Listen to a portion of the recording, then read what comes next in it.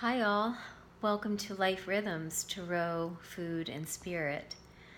I'm coming to you this evening, December 1st, and wanting to do a little bit of a merge of a November roundup as well as a very brief wave to Spirit and his inquiry about our life path number, which I'll just briefly bring forward toward the end after I do the November roundup. So this past month, I had the deep pleasure of working with the High Priestess. And if you follow me at all on Instagram, or I maybe have even mentioned a few times here, this is a card that I have always felt very deeply connected with intuitively, which is appropriate because this is a card of our deeper intuition and the deep mysteries of life and the teachings.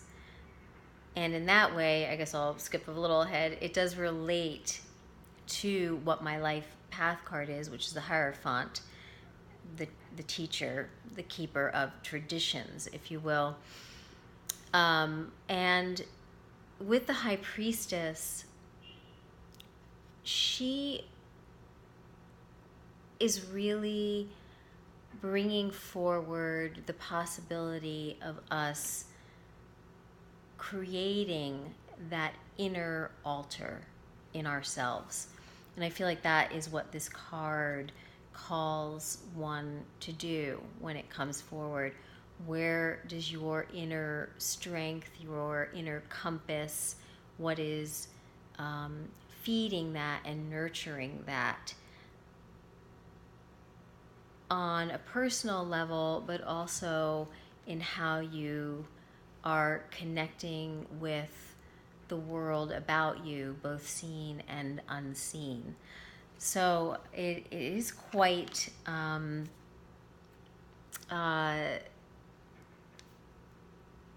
rich and layered card to work with.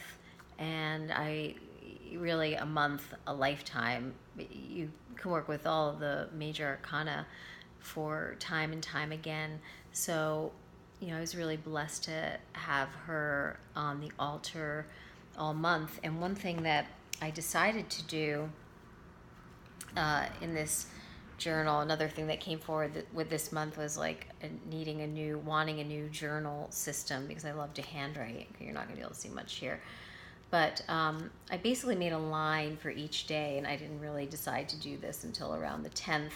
And wanting to just get a crystallization as I sat with the altar at some point for some time every day, High Priestess, and then Word. So I'm going to do this and bring this forward into my work with December, as well as on and on, as long as it feels right. So I just made a line for each day and then wrote one word that really spoke to me of the High Priestess at that moment, for that day.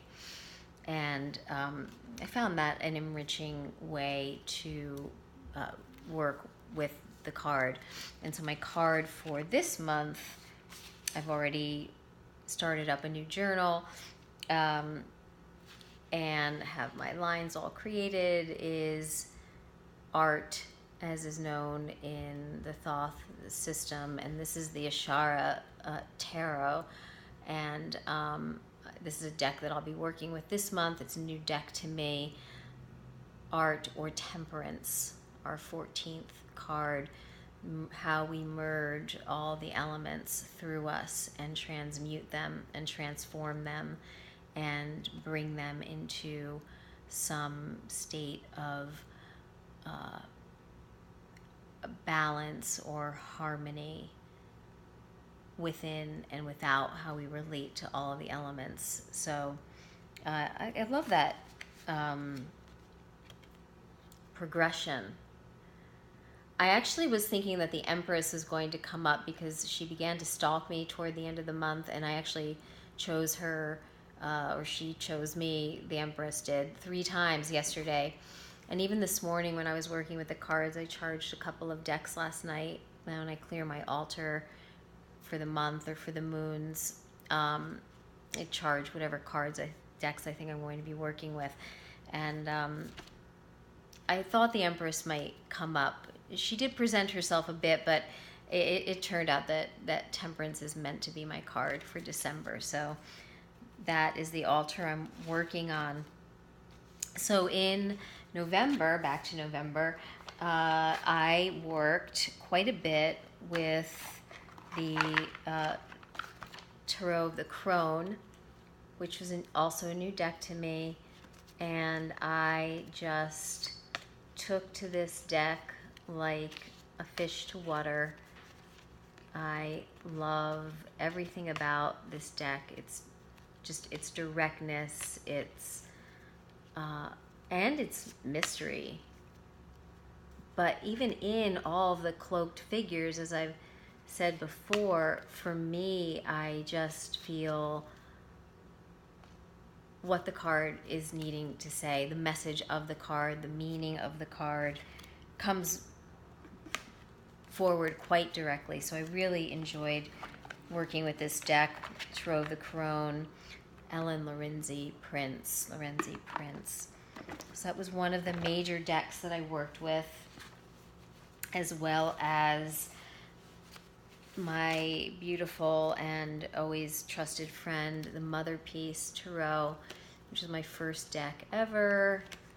And she comes in and out of my use, my practice, but she really wanted to come forward in November.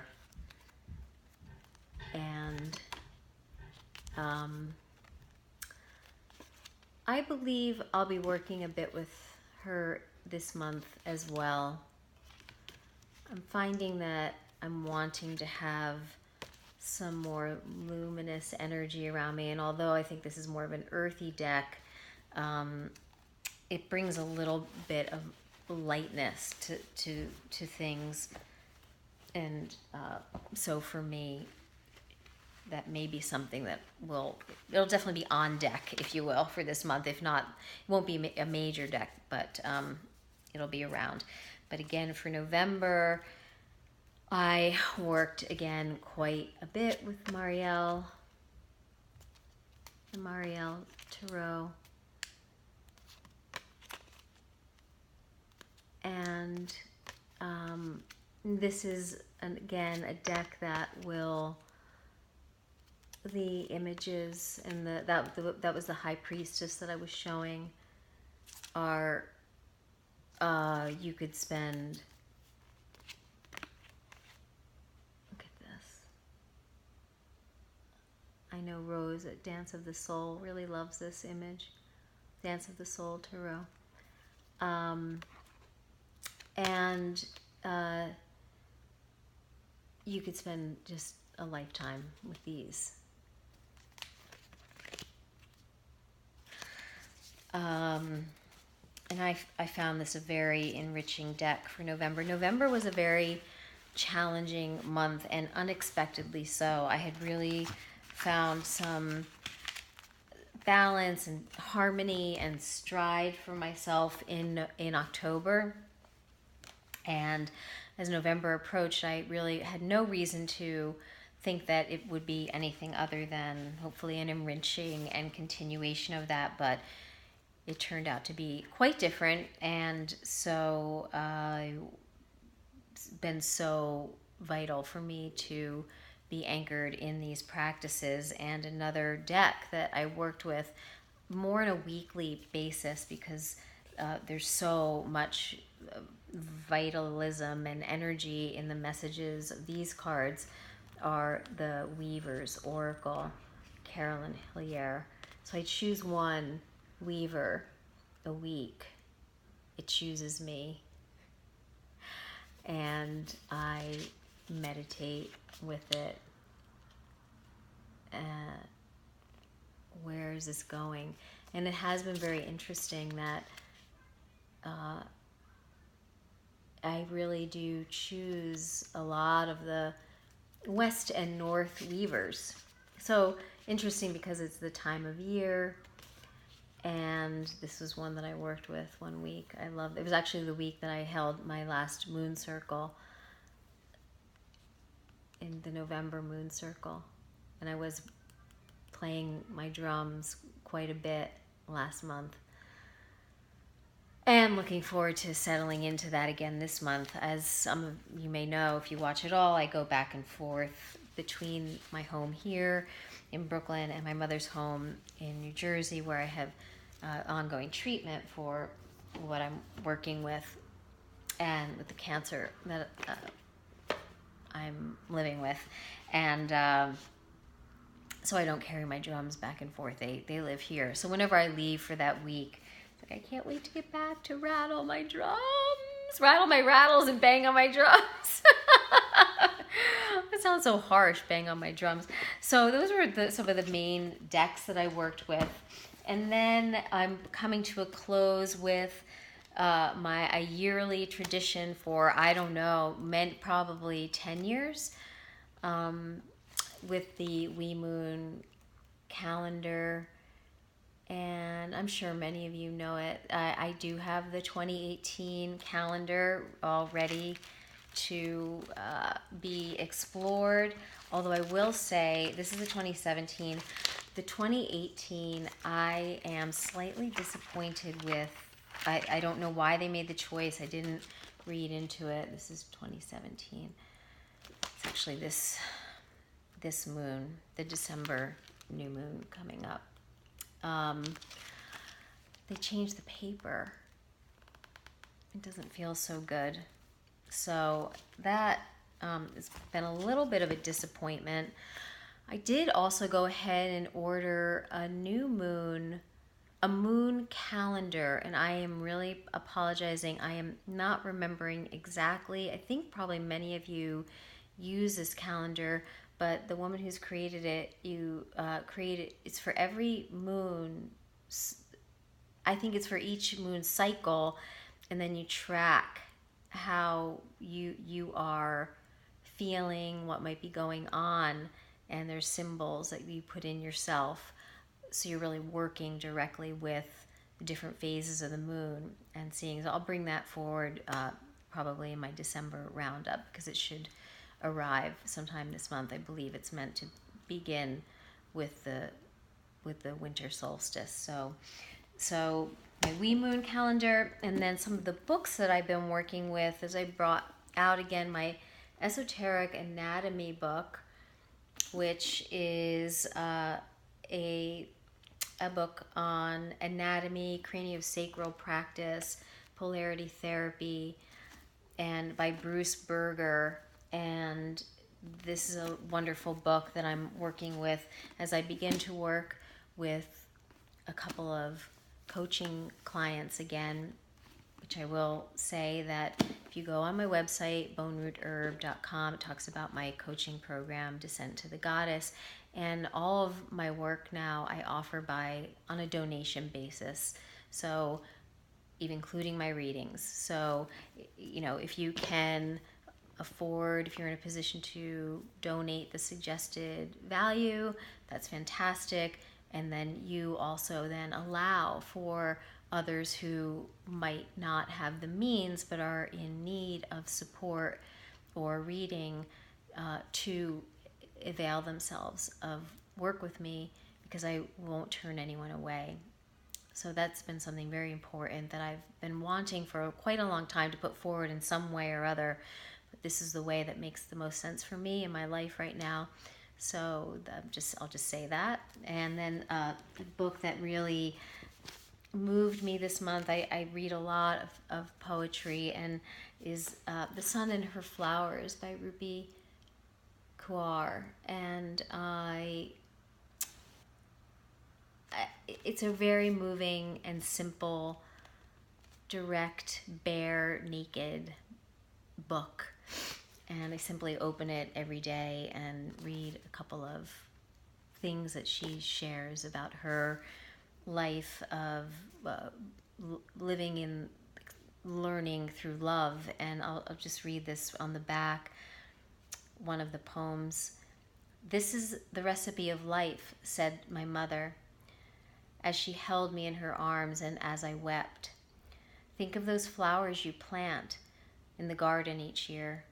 They will teach you that people too must wilt, fall, root, rise in order to bloom."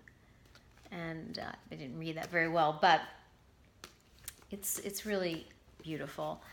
And some of the other work that I've been deep into this month is my continuing exploration of connecting with my ancestors through actual connection and creating healing bridges as I am exploring this very much in the dark and very much intuitively. And I've had the gift of being able to be involved in a couple of online classes, one with a gentleman by the name of Daniel Four.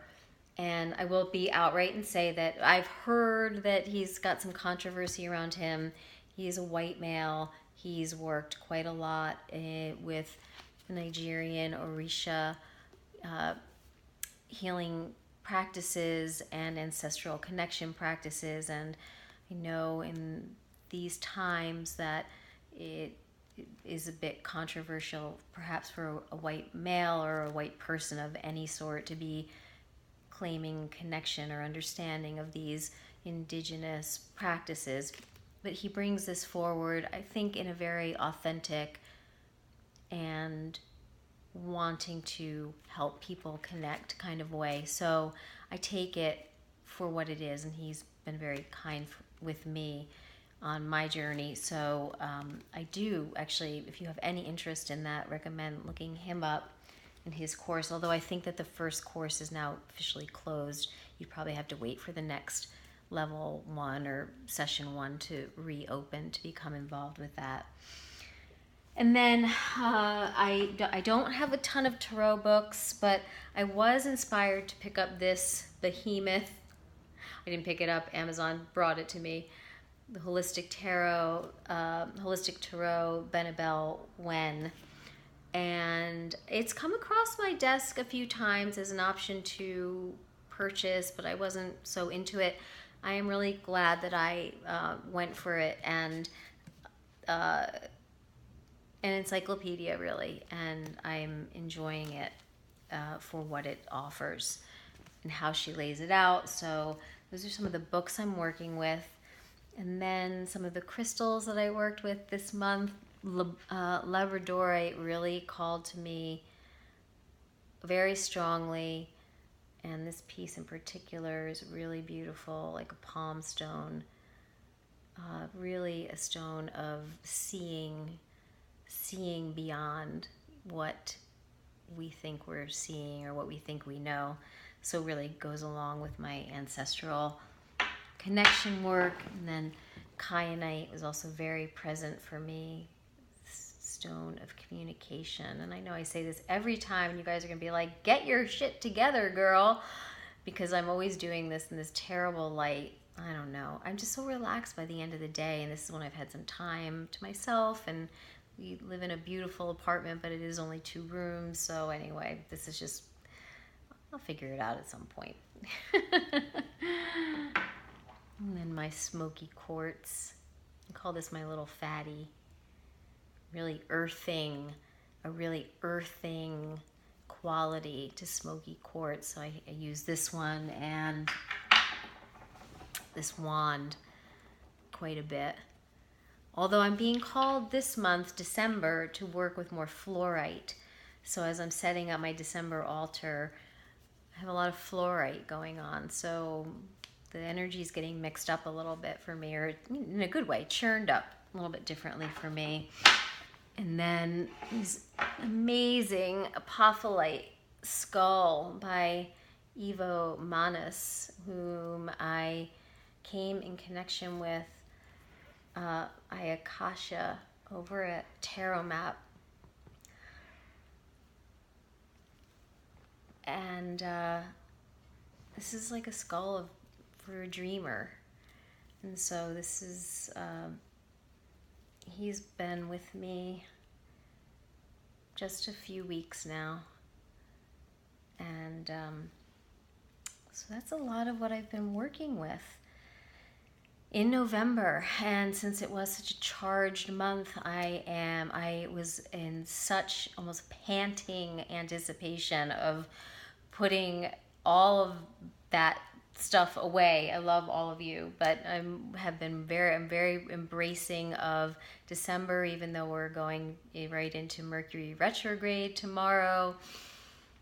And that's okay. I feel more fortified, and Temperance is going to be with me. I am going to be with Temperance. And then just to close, because I've been wanting to do this, and I don't really have a ton to say about it, but I wanted to acknowledge the video response to the life path card. What is your life path number? Mine is 583-1965. Adds up to 32.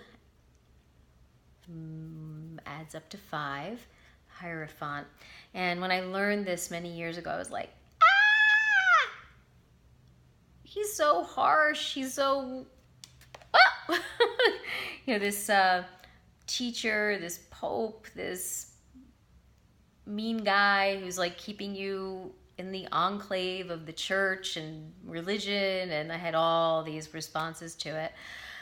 And then, I just, as I have mellowed and worked with the cards more, and I might have mentioned this on my last video, I think when the Mother Peace Hierophant came across, I realized there was just so much more to it, of course, and that ultimately I am a teacher.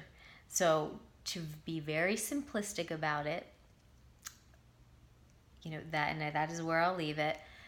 The Hierophant is my life path card, and from that realm of being a person who transmutes information, High Priestess, how they relate together, and then transmits it to others, is very much has been very much part of my path, is very much part of my path, is definitely in line with my life purpose. And so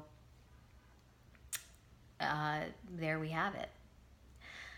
So I think this wraps up the November wrap up, and I look forward to many things in December, seeing what all of you are putting forward, things to respond to. I look forward to that so much. I still have the Ancestral Connection spread out there, and would love it if some of you guys tried it and gave me some feedback on it. I have another spread that's been kind of just coming forward for me that I'm going to offer in the next couple of weeks, and I think that's about it as we move forward and the cycle continues.